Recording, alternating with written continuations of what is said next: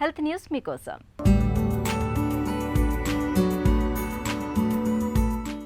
Surgery తర్వాత కొందరికి కోత పెట్టిన చోట ఇన్ఫెక్షన్ వస్తూ ఉంటుంది. చీము, వాపు ఇలా పలు సమస్యలు ఏర్పడుతూ ఉంటాయి. ఆపరేషన్ తర్వాత ఆహారంలో పప్పులు తీసుకోవటమే ఇందుకు కారణమని భావించే వాళ్లు కూడా ఉన్నారు. కానీ సర్జరీ తర్వాత ఇన్ఫెక్షన్ సోకడానికి బ్యాక్టీరియానే కారణమని చెబుతారు వైద్యులు. కానీ ఆ బ్యాక్టీరియా ఎక్కడి నుంచి వస్తోంది అన్న ప్రశ్నకి ఇంతకాలం ఆసుపత్రి నుంచేనని భావిస్తూ వచ్చారు శాస్త్రవేత్తలు. అక్కడ శుభ్రత, ప్రమాణాలు సరిగ్గా పాటించకపోవటం వల్లే సర్జరీ అనంతరం ఇన్ఫెక్షన్లు సోకుతాయని అనుకునేవారు. అది పూర్తిగా నిజం కాకపోవచ్చని చెబుతోంది వాషింగ్టన్ యూనివర్సిటీకి చెందిన పరిశోధకుల అధ్యయనం ఒకటి.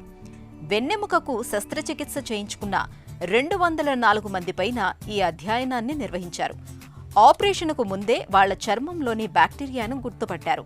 సర్జరీ తర్వాత రోగుల పరిస్థితిని గమనిస్తే వాళ్లలో 14 మంది ఇన్ఫెక్షన్కు లోనైనట్లు తేలిందట.